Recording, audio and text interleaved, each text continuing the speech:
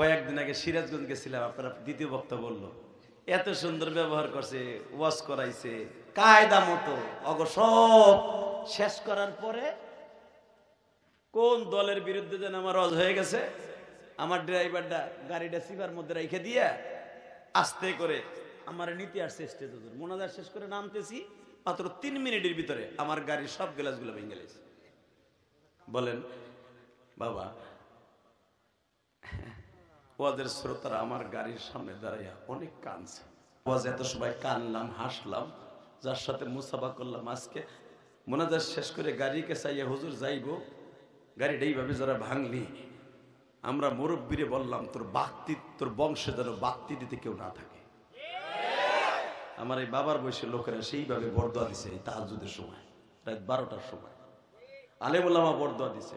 আর কি লাগে, কথা বল না কে?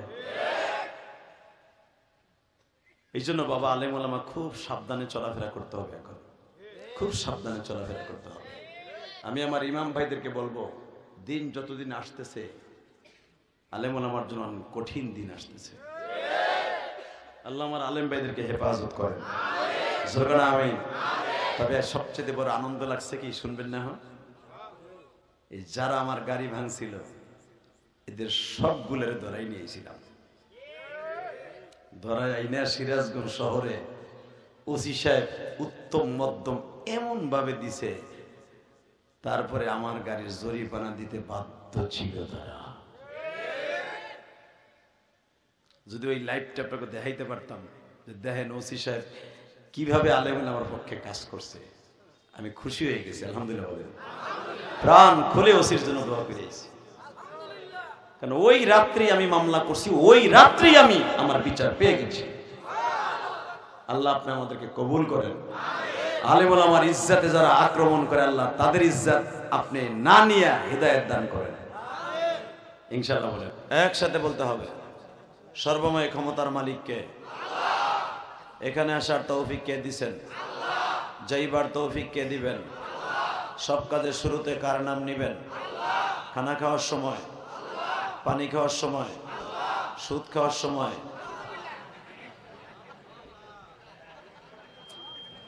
সুদ খাওয়া হালাল না হারাম? জোরে কোন, আরো জোরে।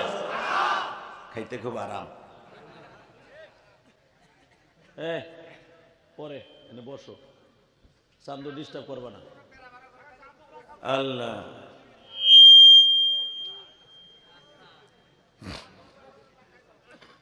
আল্লাহ, আপনি কি জানেন বাবা, 1 টাকা যে সুদ খায় তার আপন মার সাথে জেনা করার গুনাহ হয়। এই কাজটা করবেন না বাবা। খাস করে আল্লাহ ব্যবসাকে হালাল করছেন, সুদকে হারাম করছেন।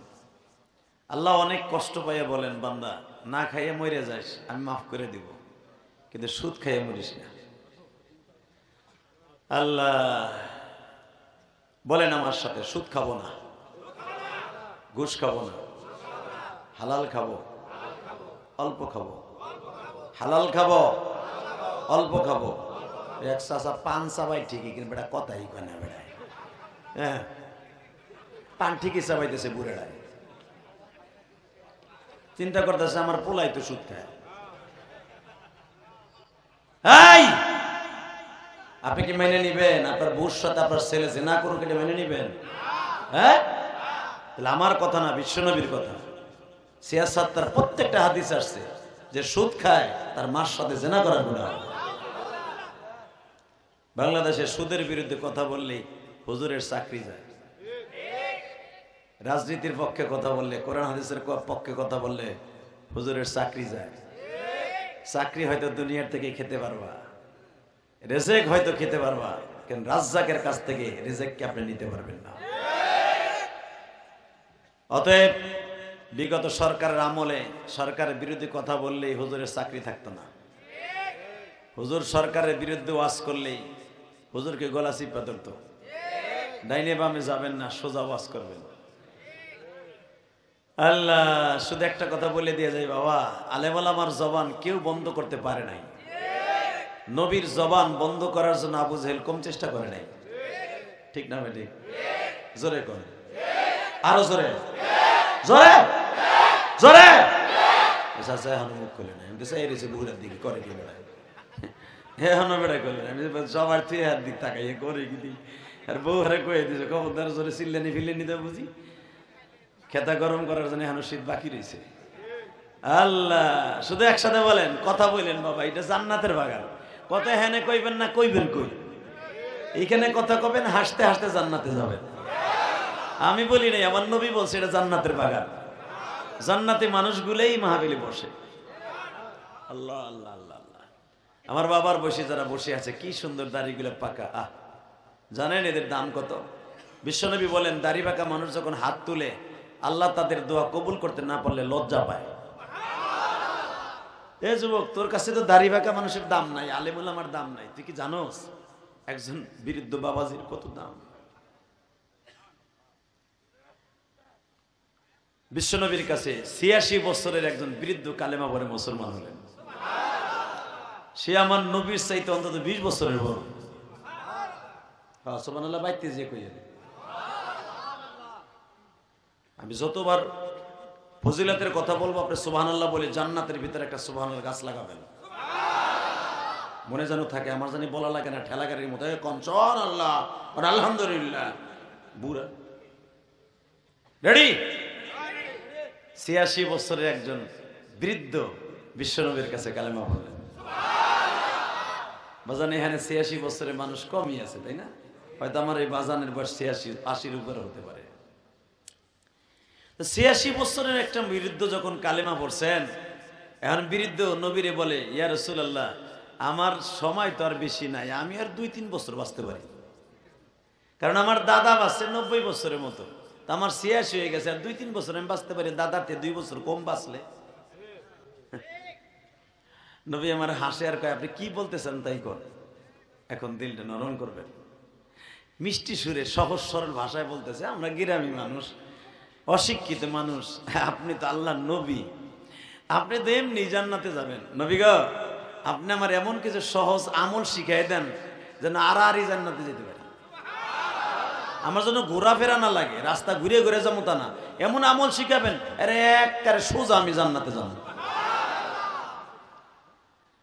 আমার নবী বললেন, বাবাজি,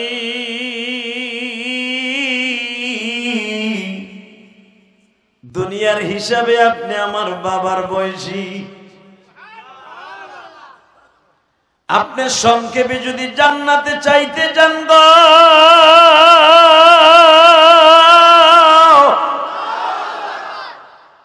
আমি সংক্ষেপে ছোট্ট ছোট্ট কিছু আমল শিখিয়ে দেই। আমি নবীও জানি আপনি দুনিয়ার বেশি দিন থাকবেন না, আমি তো জানি না আপনি কবে মারা যাবেন, তবে আমার মন বলে আপনার হায়াতে জিন্দেগি আর বেশি দিন বাকি নাই। আমি আপনার সংক্ষেপে ছোট্ট ছোট্ট কিছু আমল শিখিয়ে দেই। ওই বৃদ্ধ সাহাবী বলে, নবীজি, কঠিন আমল দিলে পারুম না, কারণ আপনি যদি আমার এখন বলেন ২৫০ কিলোমিটার রাস্তা পায়ে হাইটা যুদ্ধে যাইতে হবে, সম্ভব না। যদি আপনি আমারে বলেন পাহাড়ের উপরে উঠিয়া উঠিয়া দাওয়াত ও তাবলীগের কাজ করতে হবে, সম্ভব না। আমার গিরায় বল নাই, চোখে কম দেহি। তবে একটা কথা বলি, আমার জীবনের সবচেয়ে বড় সৌভাগ্য আপনার হাতে কালেমা পড়ছি। আমার নবী তখন চোখের পানি ঝরে আর বলে, বাবাজি, ও আল্লাহর বান্দা, আপনি আমার যেই চোখ দিয়ে দেখছেন, এই চোখ দুইটা জাহান্নামের আগুনে জ্বলবে না। যেই হাত দিয়ে আপনি আমার হাতে মুসাফা করছেন, এই হাত দুইটা জাহান্নামে যাবে না। যেই পাও দিয়া হেঁটে এসে আমার পিছনে জামাতে নামাজ পড়ছেন, এই পাও দুইটা জাহান্নামে যাবে না। আপনি যেই কান দিয়ে আমি নবীর হাদিসগুলো শুনছেন, কোরআন তেলাওয়াত শুনছেন, এই কানটা জাহান্নামে যাবে না। ওই বৃদ্ধ কয়, তাহলে আমার যাবে কি? তাতে আমার চিন্তাই নেই, সব তো গ্যারান্টি পাইয়েই গেলাম। হাত যাবে না, পাও যাবে না, কান যাবে না, চোখ যাবে না, নাক যাবে না, পেটটা এটাও যাবে না। সুবহানাল্লাহ। যারা আসতে কয় আল্লাহ গো বাড়ি ঘর তুমি চিনো, এই মুসলমানের বলা ওয়াজের মাঠে বইয়া হেতায় না মুরগির মতো অনকে ওয়াজের মধ্যে প্রমাণ করে দিবেন আমি একজন মুসলমান। পৃথিবীতে সবচেয়ে দামি হলো আল কোরআন, সেটা আমার কপালে হয়েছে, কথা ঠিক না বেঠে? পৃথিবীর কোন ধর্মের মানুষ কোরআন পায় না, একমাত্র উম্মতে মুহাম্মাদি পেয়েছে। কিয়ামতের মাঠে শুধু একটা মাত্র কিতাবকে আল্লাহ সামনে নিয়ে বিচার করবে, সমস্ত নবীরা এই কিতাব থেকে তেলাওয়াত করবে, সেটা হলো আল কোরআন। আল্লাহু আকবার জোরে বলতে হবে, আল্লাহু আকবার আরো জোরে বলতে হবে। এই কোরআনের বিরুদ্ধে, আল্লাহর বিরুদ্ধে, নবীর বিরুদ্ধে যদি কোনো বেঈমান কথা বলে তা ভাঙা জবাব দেব জুতা দিয়া। কে কে রাজি আছো? আল্লাহকে দুই হাত করে দেখায় দাও। কি তাকবীরদের মতো কেন?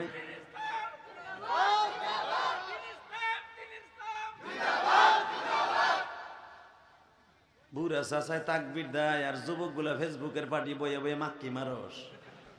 বাটপার গুলা আমার এই চাচার যে আওয়াজ আমার মনে হয় ওই সাহাবীর মতই হবে ইনশাআল্লাহ। মারহাবা বলতে পারলেন না? ইমানের জোর কত দেখছ?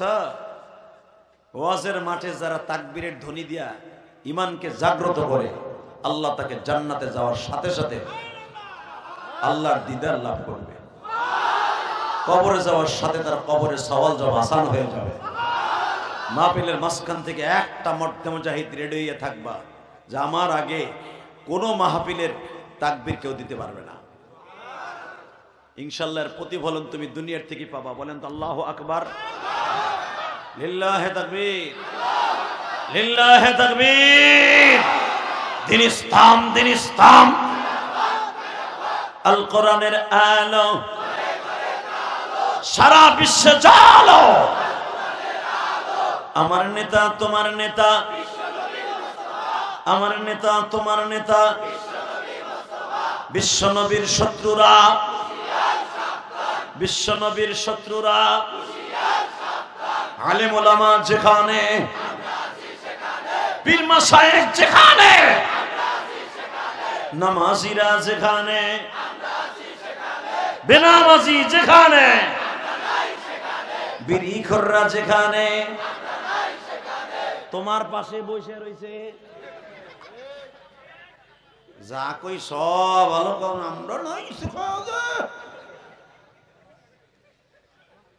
পারবা? যে বিড়ি খায় ওর লগে সম্পর্ক রাখবা না, যে সুদ খায় হের লগে সম্পর্ক রাখবা না, পারবা? ঘোড়ার ডিম পারবা? আগামীকালকে সকালবেলায় দেখবা বিড়ি করে পাশে বইয়ে বইয়ে তুমি গল্প করো, সুমিত ভাই ভালো আছে, এটি শরীরে খাইলে ভালো হয় না? ধর মেয়া, এটা একটা ভিটামিন শীতের কালে। বুড়া হের লাগে গল্প জোটে আছে না নাই? আরে বাবা, বুড়া বিড়ি খায় না ঠিকই, পাশে বইয়ে বইয়ে কি মিষ্টি মিষ্টি গল্প করে। এই যারা নেশা করে, নেশা করলো মুস্কিরুন হারাম, আমি বলি না, বিশ্বনবী বলছে বিড়ি একটা নেশা। কথা কন না কে? ধূমপান নেশা না? যদি নেশা না হইতো মনে রাখবেন, এবারে হাম তো কইবেন অনেকে পান হতো নেশা করে খায়। পানের সাথে বিড়ির কোনো সম্পর্ক নাই। পান খাওয়ার দ্বারা আজও পর্যন্ত কোনো মানুষ বদ গুমানি, বদ গন্ধ আসছে মনে করে ইতিহাস নেই। কিন্তু বিড়িখুরের গালের পাড়ার মুতের গন্ধ কয়টা ইতিহাস আছে? একটা ডাইরেক্ট গুড় গন্ধ করে। বিড়িখোরের ঘরে বউ থাকে দায় ঠিক যায়। কথা বল না কেন? তাহলে বুঝালাম না এটা কেমনে যায় যাবে। অতএব খাবেন না, আল্লাহ কবুল করুক। জোর করে আমিন, আরো জোর করে আমিন। মনটা খারাপ, আলোচনা যত সময় চলবে আপনার থাকবেন না ভাগবেন? সবাই থাকবেন, সবাই থাকবেন। আল্লাহকে হাত উঠাই দেখান তো কে কে ভাগবেন। গরম পানি আমি দেই নাই, কি করছেন না করছেন? যাক, যা হইছে হইছে, আলহামদুলিল্লাহ করেন। যা হইছে আপনারাই তো করছেন, আপনি তো থাকবেন, তাই না? আল্লাহ, আমার বাজানরা কি সুন্দর মুস্কি মুস্কি হাসে। এই হাসির ভিতরে মুক্তা ঝরে ইনশাল্লাহ। বলেন, এই হাসির ভিতরে মুক্তা ঝরে বাজান। এখন দিলটা নরম করবেন। ওই 86 বছরের সাহাবী মনে আছে বাজান রে? 86 বছরের সাহাবী হঠাৎ করে আমার নবী তাবুকের যুদ্ধের দামামা বইতে গেছে। আর তাবুকের যুদ্ধটা হয়েছে আপনারা জানেন রমজান মাসে। তখন ওই বিরুদ্ধ সাহাবীটা বেঁচে আছে, কালেমা পড়ছে, 1-1.5 বছর হলো। এখন ওই সাহাবী দেহে পিছনে এক পানির টাঙ্কি বাইন্দা কোনটা কোদাল গাড়ের মধ্যে লইয়া নবীর লোকে রওনা দিছে। আর তাবুকের যুদ্ধে আমার নবী কালেকশন করছিলেন। এই বৃদ্ধ ওনার যা যা ছিল একটা পুটলা বাইন্দা নবীর কাছে লইয়াছে। এমনকি ওনার হাঁসে যে ডিম পারছে ওই হাঁসের ডিমটাও লইছে, মুরগির ডিমটাও লইছে। উনি যে সকালে নাস্তা করতে বইছে রুটিগুলো লইছে। নবীগুলো এইগুলো আনছেন কি লিগা? বলে নবী গো আপনারা না কইছেন আজকে যে যা আমি নবীর দেবে সে জান্নাতে যাবে। আমি তো জীবন ভরি খাইলাম, আমার রুটিগুলো লইছে, যদি আমার এই খাওয়ানটা সাহাবীরা খাইয়া যোগ দেন না, আমার বিশ্বাস আমি জান্নাতে খাইতে পারবো। দেখছেন তাদের বিশ্বাস কত ছিল। আর আমি যদি কই চাচা এই মসজিদের কাম ধরবো 1 লাখ টাকা দিবেন জান্নাত আপনি পাবেন, কত পাম দিয়ে টাকা নাই হুজুর জানি আমি কত কর না দেন। এতিমখানা মাদ্রাসা এন্দাওর হাদিস মাদ্রাসা আছে, 10 বস্তা চাউল দেন যাকাতের থেকে। ওইছে হুজুরকে খাওয়াইলে কি হইব? আমার দলের বিরুদ্ধে কথা কয়, কথা কর না কেন? ওই বেটাই মনে রাখো, আলেম ওলামা কোনোদিন তোমার কাছ থেকে টাকা নিয়ে মিথ্যার আশ্রয় নেয় না। কোরআন হাদিসের কথা বলি তোমাকে আশ্বাস দেয় জান্নাতের কথা, ঠিক না বেঠে? শুধু আওয়াজ দিয়ে বলতে হবে, আলেম ওলামার পক্ষে থাকতে হবে ইনশাআল্লাহ। বলেন আল্লাহু আকবার জোরে বলেন। এইবার যখন আমার নবী বললেন বৃদ্ধ সাহাবী আপনি যুদ্ধে যেতে পারবেন না, আপনার সেই বয়স না, এখান থেকে তাবুক হলো 350 কিলোমিটারের কাছাকাছি। আমি গুনাহগার, এই বছর এই যে জানেন আপনারা আমার মাথায় যে চুল দেখেন, এই চুলগুলো আমি মক্কার থেকে রাইখে আইছি, খালি পাশে কাটছি, মাঝখানে এগুলা কাটি নেই। আমি এই বছর তাবুকে গেছিলাম, মদিনার থেকে প্রায় 300 কিলোমিটারের উপরে বর্তমানে। আর তখন তো পাহাড় ঘুরে ঘুরে যাওয়ার লাগতো, আরো বেশি ছিল। সুবহানাল্লাহ, সেই ইয়ামানের বর্ডারের কাছে। বাবা রোমান সৈন্যদের বিরুদ্ধে আমার বিশ্বনবী যুদ্ধ করার জন্য যাইতেছে, পেটে খাবার নাই, মদিনায় কোনো টাকা পয়সা নাই কারো ঘরে, আবার রমজান মাস, ইফতারি করবে, সেহরি খাবে, সেই টাকাটাও নাই। বাজারে আমার বিশ্বনবী বললেন বাবাজি আপনি বাসায় যান, আপনার যুদ্ধে যাওয়ান লাগবো না। ওই বৃদ্ধ 86 বছরের বৃদ্ধ বলে নবী গো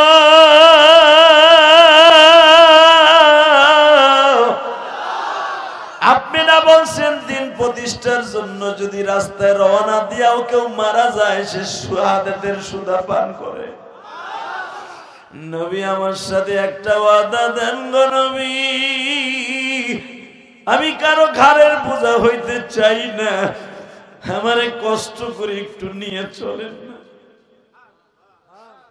কারণ আমার কপাল বড় খারাপ গো নবী, আমি যুবক বয়সে আপনারে পাই না,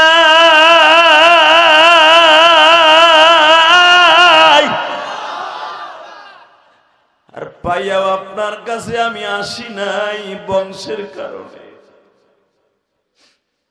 নবী গো আমি কি জানতাম আপনি জান্নাতের সভাপতি? আমি কি জানতাম আপনি জান্নাত প্রথম উদ্বোধন করবেন? আমি কি জানতাম আপনার চেহারার দিকে তাকাইলে ক্ষুধা লাগে না? আমি কি জানতাম আপনারা যদি কেউ নেক নজরে একবার দেখে তার জীবনের সব গুনাহ মাফ হয়ে যায়? আমার কওমের লোকেরা, আমার নাতি পুতারা, আমার পোলারা কইতো ওই লোকটা হিংসুটি, ওই লোকটা তার নিজের এলাকায় থাকতে পারে না, এই জন্য তার পিড়ে খেদাই দিছে। আপনার প্রতি আমার এত ঘৃণা জন্মনি ছিল, আমি এতদিন আপনার কাছে আসি নাই, আজকে আসলাম ঠিকই, কিন্তু যে সময় আমার কপাল খারাপ, আমি যুদ্ধে যাইতে পারতাছি। বলেন এখন কানবেন, আমার নবীর কথা শুনে যদি কেউ কান্দে ওই মানুষটা কোনোদিন জাহান্নামের আগুনে জ্বলবে না। আর এই ময়দানে যারা বসছেন আমি জানি না কার যেন মা নাই, কার যেন বাবা নাই, এই পৃথিবীতে মার মতো দরদি কেউ নাই গো। এখানে আসার পরে যে যুবকগুলো এত সুন্দর আয়োজন করেছে ওরা বলে হুজুর মা বাবার ওয়াজ করবেন। আমি মা বাবার ওয়াজ করতে পারি না, কেন জানেন? এটা ওয়াজ করলে পরের দিন আমি পারি না, আমার বুক ব্যথা হয়ে যায়। কারণ আমি তো 12 বছর বয়সে মা হারাইছি। আমি যা হারাই ফেলছি ওইটা আপনাকে কেমনে কই করুন।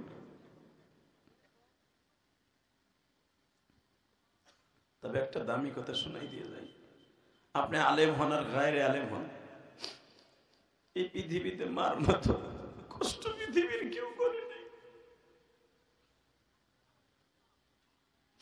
আমার আল্লাহর পরেই যার স্থান। শোনেন রব কি বলে, আমি আয়াতটা তেলাওয়াত করি। আমি আয়াতটা যখন তেলাওয়াত করবো, আমার আল্লাহ কি কয় মা সম্পর্কে, বাপ সম্পর্কে, আপনি শুনে এত জোরে আওয়াজ দিবেন যেন আপনার বাবা মা কবরে বইয়ে খুশি হয়ে যায়। পারবেন না? وَقَضَىٰ رَبُّكَ أَلَّا تَعْبُدُوا إِلَّا إِيَّاهُ وَبِالْوَالِدَيْنِ إِحْسَانًا।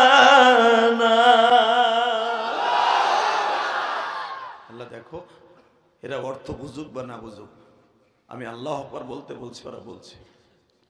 এখানে আমার দাড়ি ভাগে অনেক বাজান আছে আমার বাবার বয়সী, এখানে অনেক যুবক ভাইরা আছে আমার ছোট ভাইয়ের বয়সী, অনেকে আছে আমার বড় ভাইয়ের বয়সী।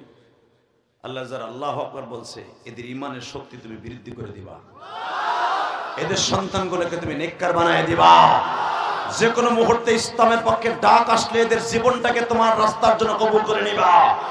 বাতিলের বিরুদ্ধে, কোরআনের বিরুদ্ধে যদি কখনো ডাক আসে, বজ্র মুষ্টি ধারণ করে বেঈমানদের বিরুদ্ধে আন্দোলনে নেমে যাবে। কাকে রাজি আছো? আল্লাহকে দুহাত তুলে দেখায় দাও।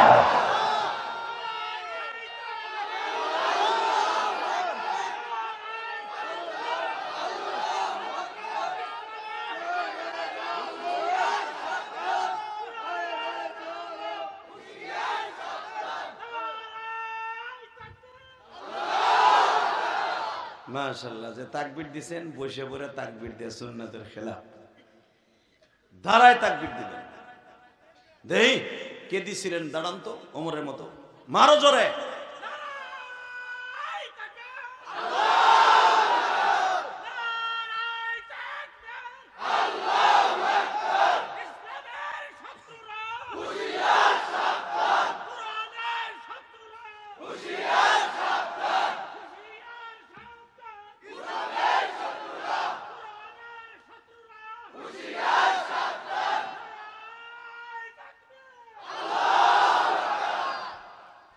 আল্লাহ কয়াপাড়া বাইতুল আমান জামে মসজিদের 11তম মাহফিলকে আপনি কবুল করেন।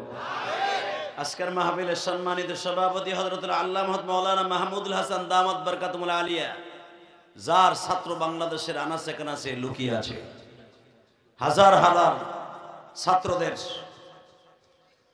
আল্লাহ, হুজুর সভাপতি না কে? নাই না? প্রধান অতিথি ফকির মাহবুব আনাম স্বপন ভাই। আজকের মাহফিলে বিশেষ অতিথি আজিজুর রহমান, আব্দুল সুবহান, ইনামুল হক, রফিকুল ইসলাম স্বপন, নুরুল ইসলাম, হুমায়ুন কবির, ইলিয়াস রাজ, মিনহাজউদ্দিন। আজকের মাহফিলে আমার বাম পাশে যিনি বসে আছেন, সভাপতির আসন অলঙ্কিত করে, যদিও হুজুরের নাম পোস্টারে নাই, আব্দুল গনি সাহেব হুজুর, যার ছাত্র। আমি তো মনে করছিলাম হুজুরের নামই বুঝি মাহমুদুল হাসান, কিন্তু হুজুর উমরায় থাকার কারণে হুজুরের এগেনস্টে হুজুর বসে আছেন। আজকের সভাপতি আমাদের জান্নাতের একজন সেপাহ সালার, আল্লাহু আকবার জোরে বলতে হবে, যার হাতের ছাত্র হাজার হাজার বাংলাদেশে আছে। একটা দাওরা হাদিস মাদ্রাসার শিক্ষা সচিব মানে কি মিয়া? কি মনে করলেন? শত শত ছাত্র তার কমানে চলে, তাকে বাবার মতো সম্মান করে। একটা ছেলে জান্নাতে গেলে তাকে নিয়ে যেতে হবে। আল্লাহ যারা দাঁড়িয়ে আছে, যদি অগো বসতে না দাও, আল্লাহ আগো লুলা বানাই বাইতে পাঠাই দাও। আর একটা ব্যাক করছে পিছনে, তাড়াতাড়ি বয়, বিশ্বাস কর কানা ফেরেশতাকে তোর গাড়ির উপর বই দিছি, অটোতে ফেলাইয়া এমন চাপা দিব, তাড়াতাড়ি। আল্লাহ কবুল করেন, জোরে আমিন। আর জোরে বলেন। আর কয়েকজন আছে বোরকার ওই পাশে যাইতেছে গা, মানে উমগা বুঝবো না। ও আইছিল 10টার বাদাম কিনছে, আর বউরে থুয়ে খাইবো ওই সিপের মধ্যে যাইয়া, ওই ওয়াজে বই দিব না। আছে না নাই? কিছু কিছু লোক আছে বাদাম কিনে ওয়াজের মাঠে বয়ে বয়ে বাদাম খায়, এটা মানুষ? হ্যাঁ, এই মুসলমানের বলা ছাগল হলো 24 ঘন্টা খালি সাবাইতি খায়। তুমি যখন এখানে জান্নাতের বাগানে বসছো, খাইবা জান্নাতে যায়, এখানে বইয়া কেউ গাল চাবানো যাবে না।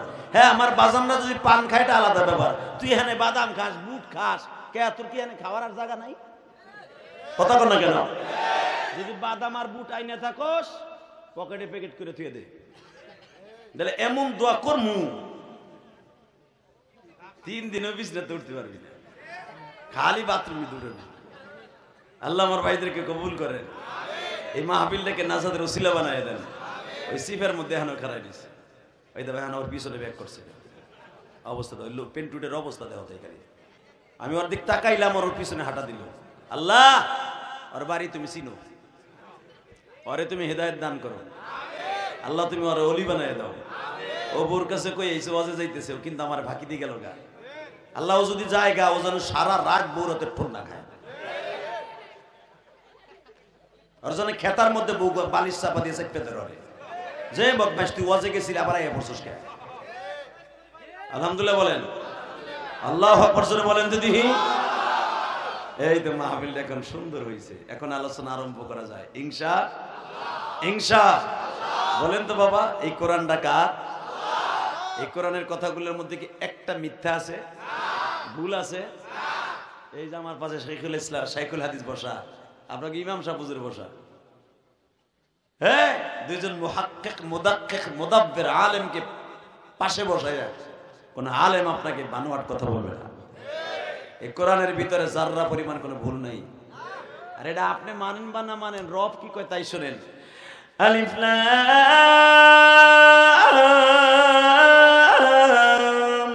মিম।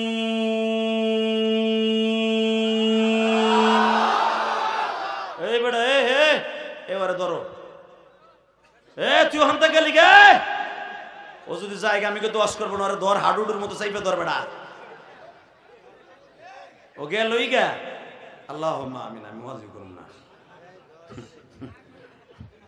ওরে দিয়ে আর বাকিগুলো সোজা করলাম। কেউ উঠবেন না তো বাবা, কেবল করে না একটা টান দিলাম আর উঠে হাঁটা দিল, তবে বোঝা গেছে আল্লাহ ওরে আবার আনবে। রেডি? আলিফ লাম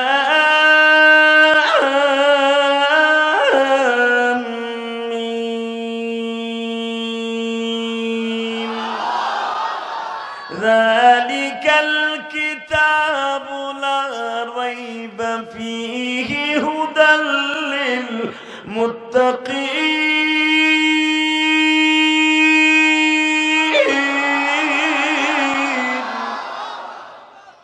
আল্লাহ নিজেরটা নিজে কয়, আপনি মানেন বা না মানেন। বাংলাদেশে এক শ্রেণীর অসাধু মুসলমান, ইহুদিদের ডিম পাড়া মুসলমান বলে কোরআন বানানো। এর ভিতরে এক গ্রুপ আছে আহলে কোরআন দাবি করে, আছে না নাই? আর এক গ্রুপ দাবি করে আহলে হাদিস, আছে না নাই? আহলে হাদিস আমরা, ওরা আহলে হাদিস না। এই মুসলমানের বলা আহলে সুন্নাত ওয়াল জামাত আমরা। আহলে সুন্নাত ওয়াল জামাত মানে কি, যারা সুন্নাতের পাবন্দির পরে স্টিল আছে। কথা বলেন না কেন? আহলে কোরআন একদল আছে বলে নামাজ 3 ওয়াক্ত, কোরআনে 3 ওয়াক্ত নামাজের কথা, সেই 3 ওয়াক্তই, সুন্নাত বলে কোনো শব্দ নাই। এগুলোর কুত্তার মতো মারার দরকার আছে না নাই? কাতি মাইশা কুত্তা যেমন কোবায়, এইভাবে কোবাবার দরকার আছে। কি যদি সময় আসে কোবাইতে পারবেন না? পারবেন? পারবেন? কে কে পারবেন দেখে আল্লাহকে হাত উঁচু করে দেখাও তো, কে কে পারবেন?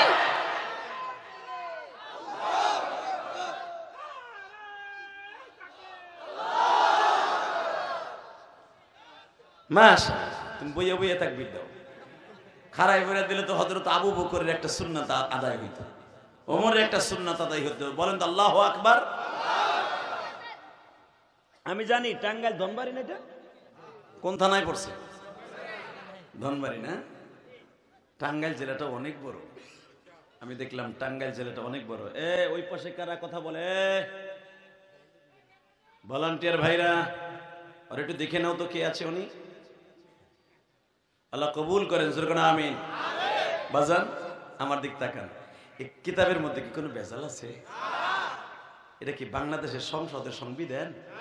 এটা এমনই একটা সংবিধান যেটা পরিবর্তন করার মতো পৃথিবীর কেউ জন্ম নেয় নাই। যালিকাল কিতাবু লা রাইবা ফীহি হুদাল লিল মুত্তাকিন। একমাত্র মুত্তাকিনরাই মানবে, আবু জাহেলের যারা ছেলাবেলারা মানবে না। কোরআন শরীফ এমন একটা জিনিস রে বাবা, এটা আবু জাহেলের ঘুমের ঔষধ আছিল। একদিন আবু জাহেল ঘুমায় না, খেতার মধ্যে শীতকাল। আবু জাহেল আবার বেড়াই